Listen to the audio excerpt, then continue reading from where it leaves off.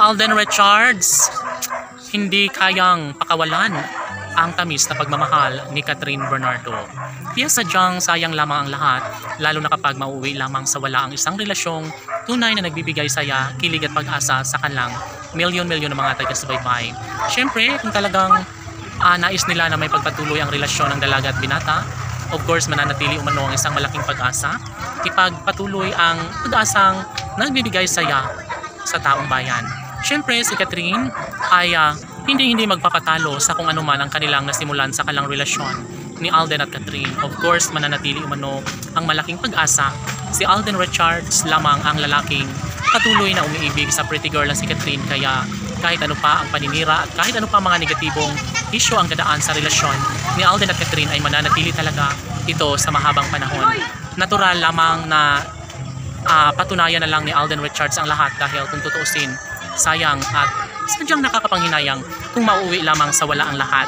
Siyempre, ang milyon-milyon ng mga tagahanga ng Cat Den Love Team ay nariyan lamang na patuloy na nagbibigay suporta at pagmamahal sa relasyong tunay ng kanilang mga iniidolo. Ayaw na ayaw ng mga fans ng Cat Den Love Team na basta na lang na mauwi sa wala ang lahat. Of course, naniniwala ang lahat na kayang-kaya ni Alden Richards na gawing makatotohanan ang kanilang pagmamahala ni Catherine Bernardo. Kaya sinubok man sila ng tadhana, sinubok man ng panahon ang relasyong tunay ni Alden at Catherine, syempre darating din tamang pagkakataon na magkaroon din ng walang hanggang pagmamahalan sa relasyon ni Alden at Catherine. Tanong ng mga netizens, may puruhan pa kaya na maibahagi ni Alden at Catherine ang kanilang pagmamahalan sa isa't isa? Mangyayari pa kaya na magtagumpay si Alden at Catherine sa kanilang relasyon? Oh my God! Kung tutuusin ay dalangin ng binata na sana'y hindi na siya pakawalan pa ng pinakaminamahal na si Catherine Bernardo, dahil sila umano ang deserve na magkatuluyan at sila ang tunay na nakatadhana. Kahit ano pa ang paninira laban sa kanilang pagmamahalan ay mananatili pa rin ang isang malaking pag-asa, pagkakataong magiging makatotohanan ng lahat sa kanilang pagmamahalan. Siyempre, kung tutuusin ay malaking bahagi na ito sa buhay ni Alden at Katrina. Sana ay mapagtagumpayan nga nila ang isang pag-iibigang nagbibigay saya sa lahat.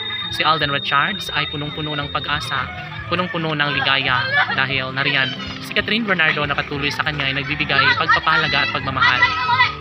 Umaasa na ang lahat na sana'y magiging makatotohanan na ang kanilang relasyon. Sana'y sila nangahabang buhay at sana'y wala nang sinumang makakapigil pa sa kanilang pagmamahalan.